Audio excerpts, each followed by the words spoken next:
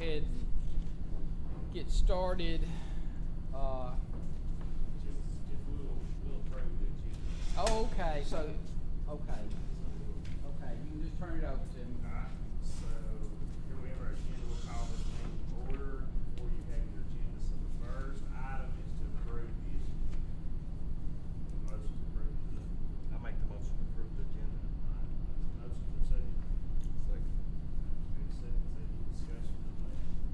All in favor of approving the agenda, say aye. Aye. Opposed? So the agenda is approved.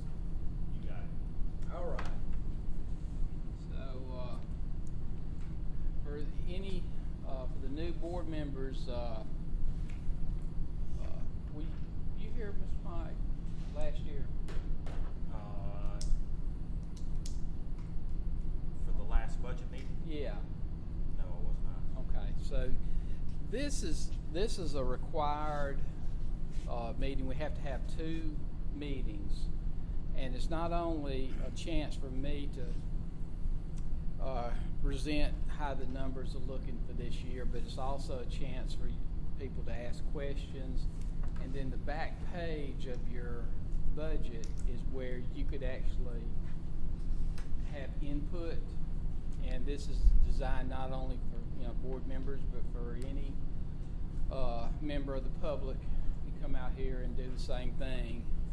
You can make suggestions or concerns on that back page that we would consider when actually at the second meeting we would vote to approve or table the budget if there's something that's concerning for people. But generally it's kind of a formality. There's not usually a whole lot of comments that we get. We usually just present it and then it's passed because there's usually not much controversy involved. Because all this is just a little bit of, there's some things that are nailed down, the appropriations, but exactly what happens in a year is a little bit of a educated guess, I guess you'd call it. That's about as close as we can get it. And we try to be as accurate as possible, but a lot of things happen in a school year. A lot of unexpected things happen. So we'll just start going into some of this.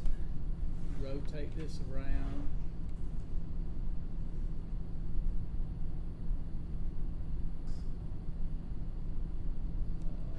Well, I'm going to do that. I'll just keep going. It should get us. But it's just a lot of introduction to the budget with this preface, explaining the budgeting process and the main funds that we have, state provided funds. This second page just shows our mission statement, helping all students to achieve and succeed. I'm sure y'all have that memorized. And then there's the projected enrollments, and that's based on the last enrollment data that we have as of last week sometime. And that's probably the most concerning thing about the whole budget to me, that we just keep with the stepping down as our population ages, and no major announcements of industry. We keep waiting on some shoe to drop, and we're continuing to wait. But I'm still encouraged. I'm still encouraged that something's gonna good happen. Just doesn't make any sense to me. And I was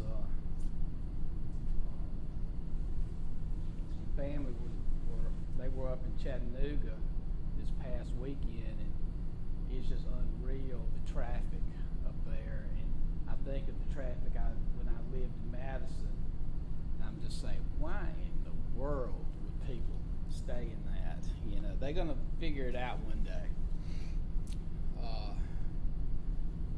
Okay, and there's our employees, and we're holding the line on the number of employees, having to come down a few teacher units here and there each year, but trying to step down appropriately as need be, and but still have each school as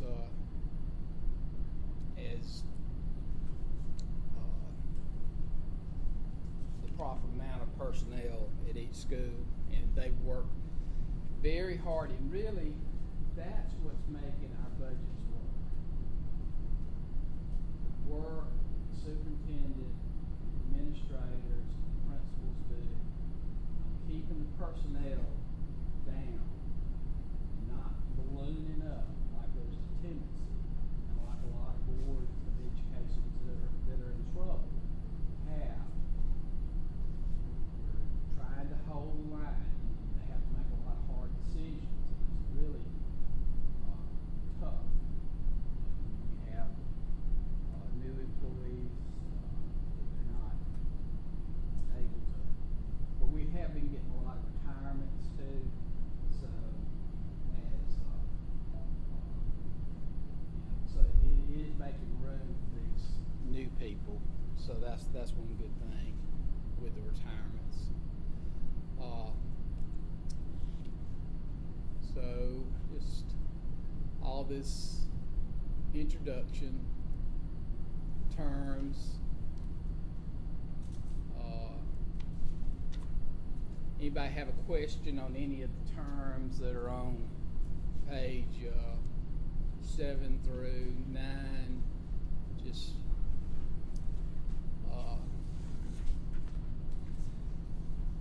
they talk about operating reserve. We're going to be talking about operating reserve, which is a legal requirement.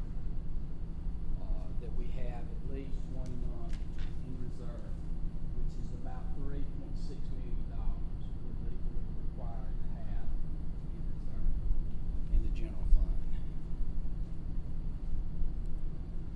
Okay, this page 10 is a great page. It really kind of lets you know how we're funded from a foundation program standpoint. It compares 2020 to 2019 in a lot of crucial ways. The earned units, the different major components of the foundation program, the required match. One thing that's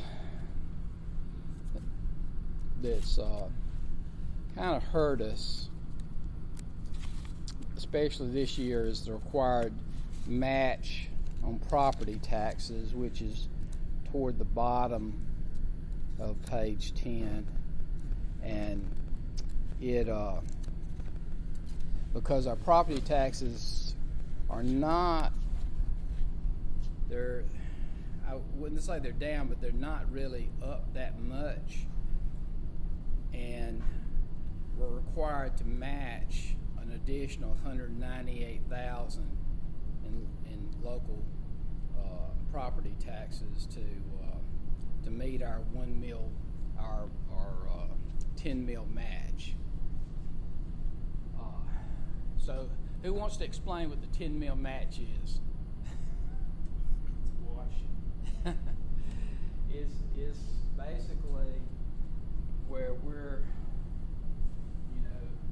bring in, and that it takes a lot of our property taxes, every bit of our property taxes. We bring it in, and basically we hand it off to Montgomery. In essence, they only start paying us after they short us whatever that amount is. So they look at the foundation program. They say, we're going to send you $50 million. You got $3 million to match. We're actually only going to send you $47 million. So they don't send us the full amount of the foundation program.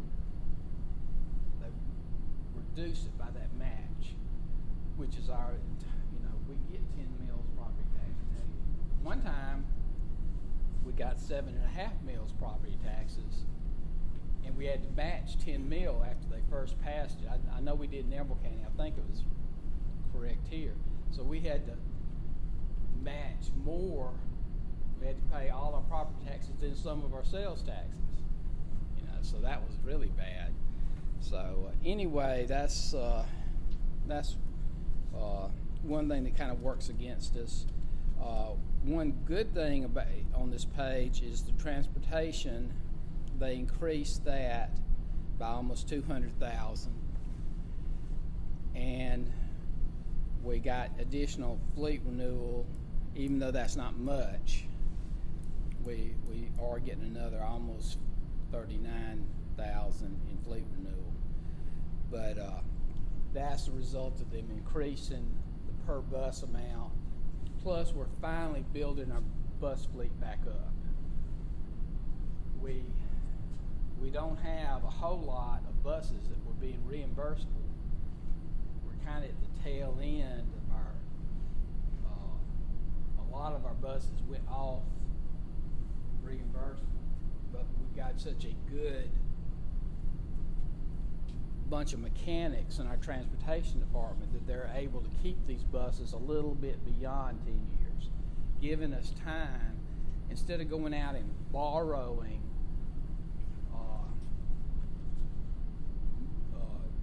I think they borrowed $4 million for buses, or $3.5 million at least. We're paying cash now for our buses, and we've got a plan to continue to pay, just buy 6 buses a year, slowly build our fleet back up. And I think those old buses are going to hold out till we're able to get them. And then the goal is to get about 7 buses a year and have 7 go off a year, 7 come on, instead of going and borrowing a big amount, getting all new buses. We're flipping that over and trying to get it so we're basically paying cash. And I think we can make that happen. We might have to take a little bit of capital money to fill in some gaps, but I think we can get on a 10-year plan, and we're on our way to doing that. The next page is here. Does anybody have any questions or comments? These next, and then this is our units, and this shows how we're, what we're earning units at the various schools, and it's very crucial that we maintain on our high schools that we get to the 500 student level, if at all possible, and so we can earn a full assistant principal. And we're just barely over at Skyline on this chart, but we're well over now because they've gained so many students. So if you can look at this ADM, well, lost it there. Your papers go to. Oh, that's funny.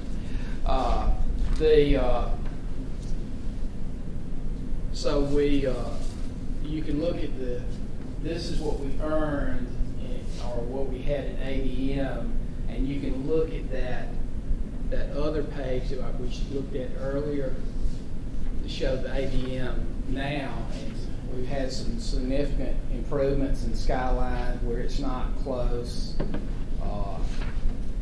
Woodville, we need to see if we can beat the Bushes. I think we're a little bit short, 500 on Woodville, so that'd be great if we could pick that back up. But I don't think anybody else is really on the borderline.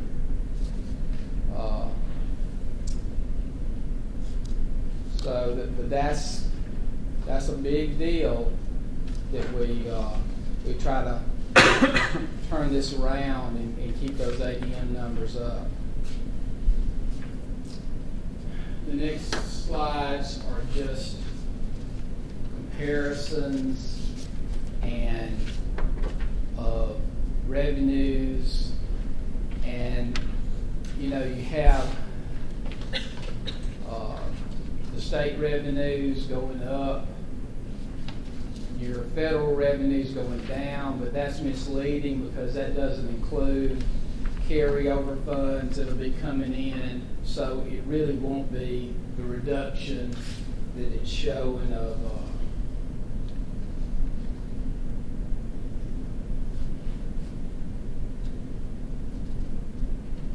you know, there won't actually be a reduction of 5.6%, but you have to do that in this first round of budgets that you don't include carryover funds. But there is some reduction in federal funds, but not a 5.6% reduction. Local funds are really strong right now. They're really coming in, and we've got to figure out, and I'm going to show you some things that we've got to figure out over the next few years. What are we going to do about this inflow of these local funds that are coming in so well?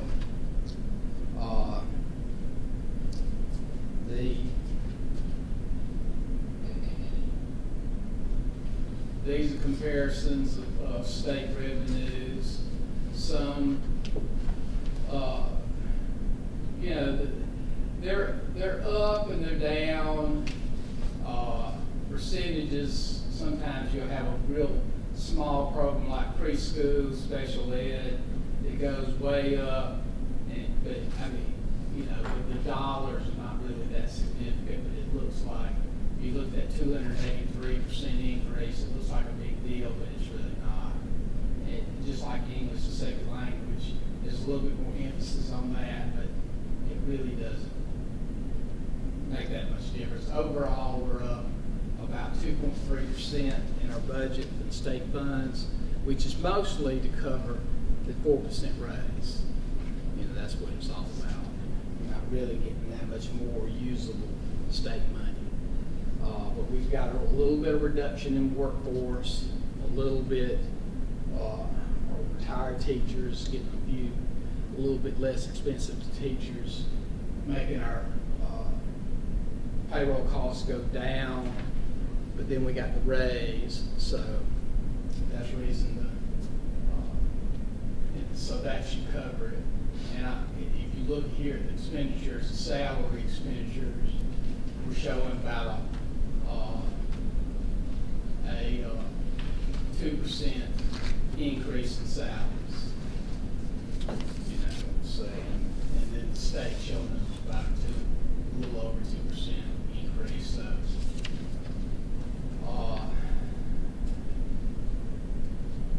On capital, I'm showing a reduction because we went through the one-to-one project where we got this special state grant and bought all these computers. So it's going to be 4 years that we're really not going to be buying a whole lot of computers. We're going to be buying a few replacement computers, a few maybe servers and things like that, but a lot of the hardware that we normally buy, we're actually going to be able to reduce our technology budget by $300,000 a year. So that's another thing. We got the 4 year. You know, Google's going to be building about 4 more years, maybe a little bit longer if they expand it out. We're going to have 4 years where we're really not buying a whole lot of student computers. So we're getting this little inflow of capital funds that's going to be coming in. This is the actual budget on page 17.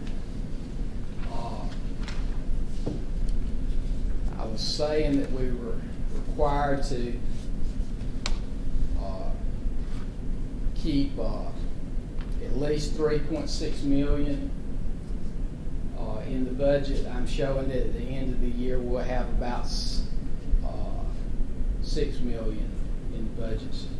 And I'm showing a reduction in the general fund just because we always have to. We have to budget like that we're sending.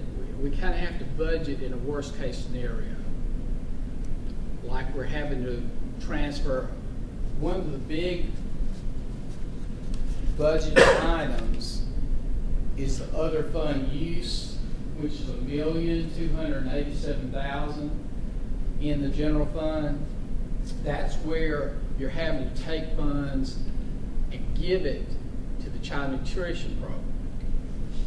But because our child nutrition program is so well run that they're able to generate funds and profit, so we don't have to, they maintain almost a 2-month operating, and they're only required to maintain 1 month. Because of that, we always are able to reduce the amount that we send over at least $300,000 every year. So we save. So if this year is like every other year, instead of having that negative 224 in the operations in the general fund, we'll have a positive. And then there are other things, other grants we receive, other things that we can't budget yet because they're kind of still in the works. And I'll show you what actually is reality, because this is all conjecture. A lot of this is just educated guesses. I'm going to show you some reality over these next 2 slides. This is reality. This is what our general fund has done. Our general fund is basically recovered.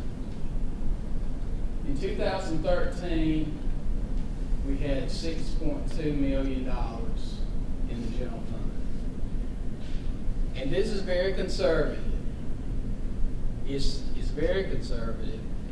We're probably going to best this, but this is just putting it very conservative. We'll have $6.2 million again at the end of this year.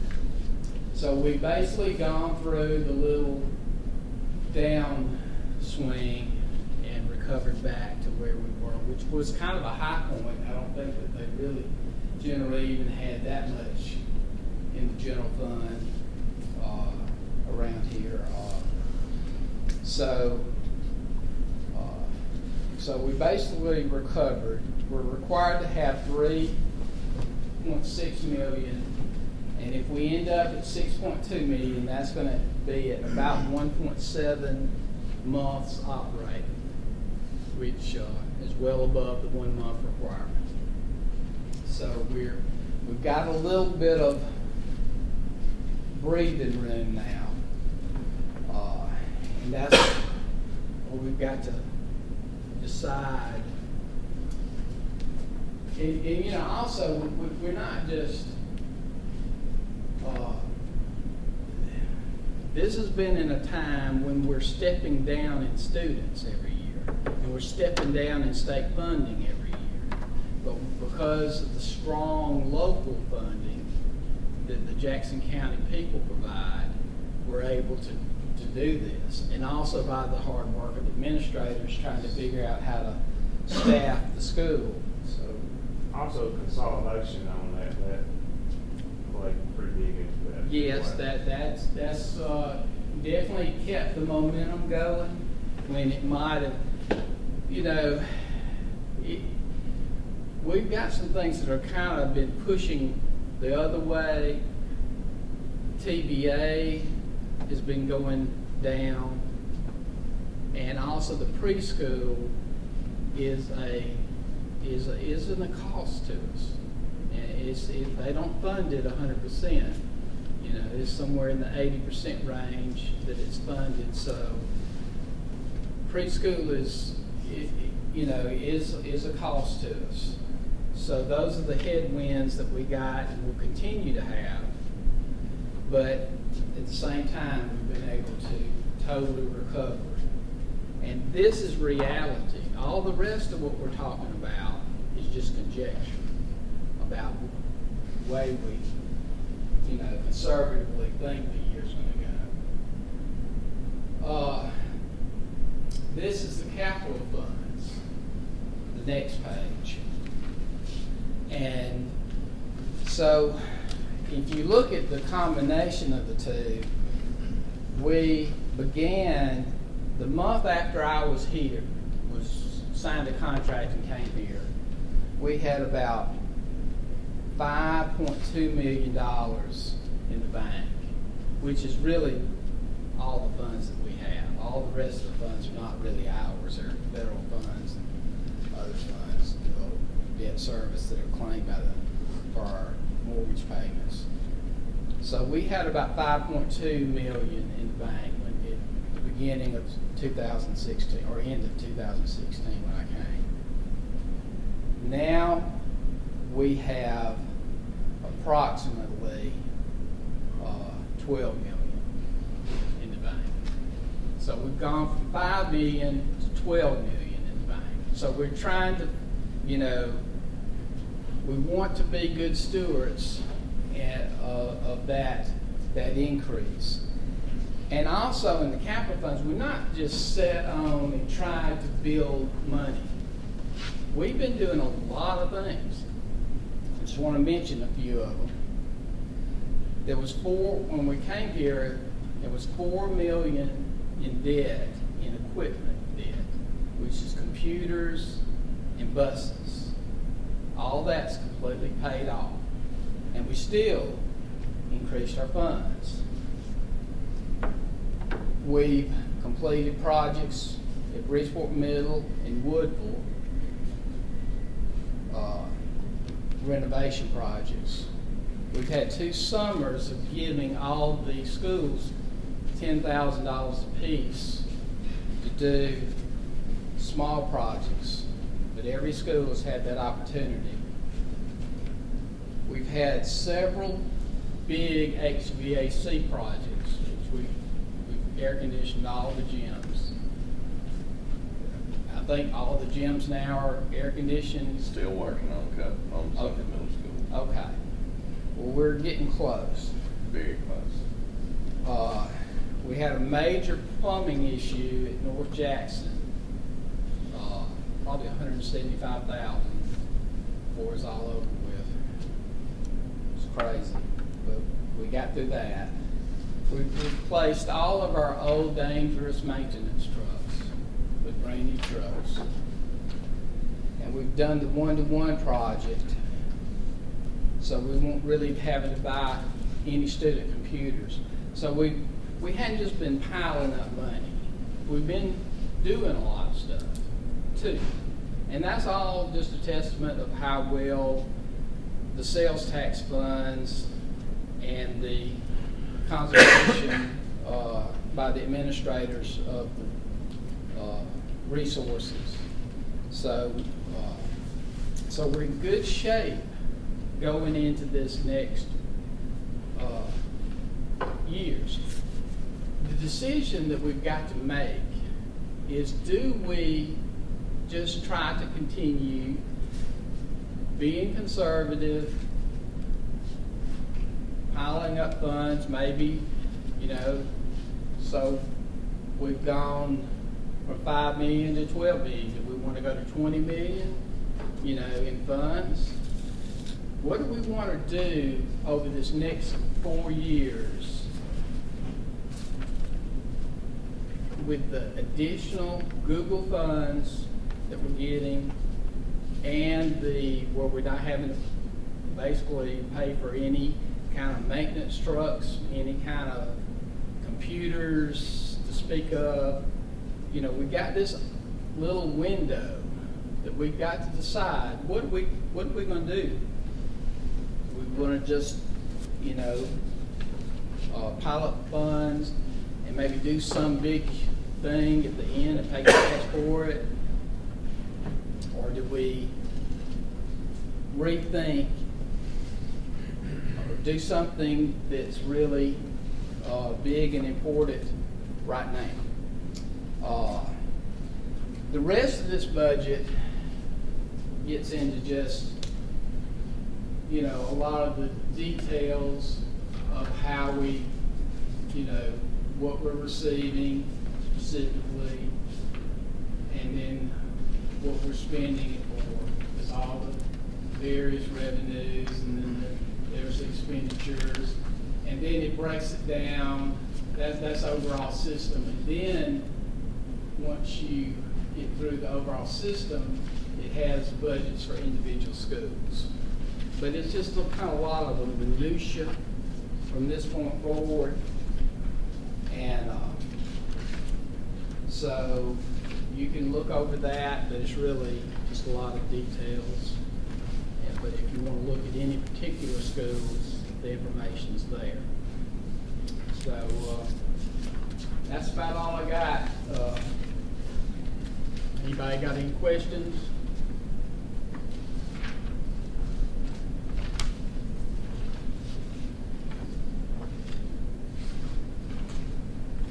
Well, my door's always open, you know. And my cell phone, I'm always available on my cell phone. I'm rarely available on my landline, because I'm getting up to get coffee and harassing people all day long. So I'll just turn it back over to Chad. And we may have questions tomorrow. Yeah. And basically, we'll get Ryan and Chris, we'll get that's the same information we'll be presented tomorrow. Yes. So Yeah, it's really not gonna be a whole lot. Maybe somebody has a question, we can answer them at that time. But it really kind of boils down to everything's kind of steady as she goes. I really anticipate things to continue to go like they're doing. And we just got to decide what we're going to do with it. The good thing is right now that we do have extra money coming in. We always know that every time things go up, at some point in time they do come down. That's true. That's just the trend forever and ever. Sure. Now, one great thing though, there's some protections that are built in to the state budget that weren't there like back in 2008. You know, we got what they call a rolling reserve. So there's money put back now. They haven't allowed, just, it used to be, once you had the big years, they just threw it all out there to the board's education, and we spent the heck out of it, you know, and gave back to back to back raises and all this kind of stuff. It's starting to happen a little bit now, but it's because the rolling reserve is built up to a certain amount that they basically have to give it unless they just pile up excessive amounts of money down in Montgomery. So there's cushion, there's insurance now in place that wasn't there before. So it's going to be, yeah, if you had multiple down years, it could get a lot, you know, you could start reversing some things, but at the same time, it shouldn't be the shock that we had in the probation, the immediate probation we had. There should be a certain amount of warning where we're able to respond in however we need to. So I'm real encouraged on that front.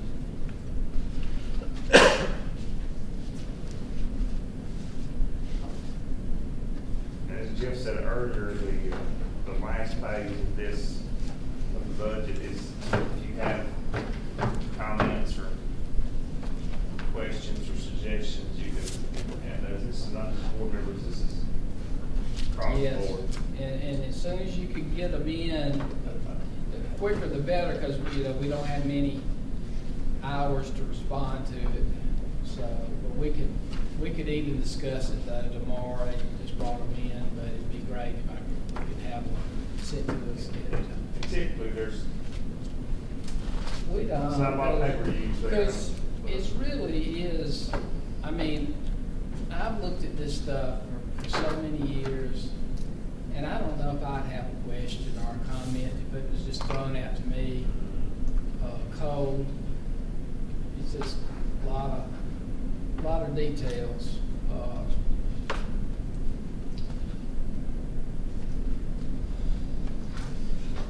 We have our, as far as our announcements go, we have our second budget hearing, I think tomorrow starts at 5 o'clock.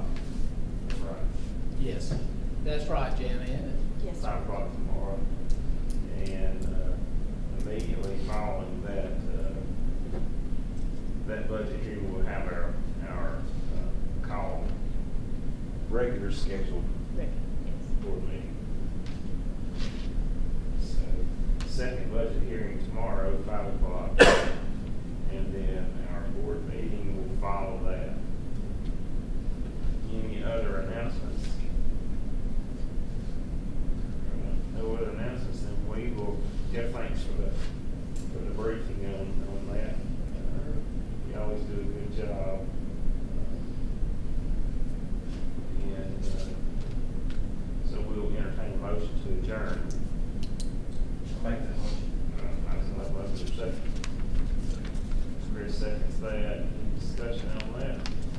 All in favor of adjourning, say aye. Aye. Any opposed?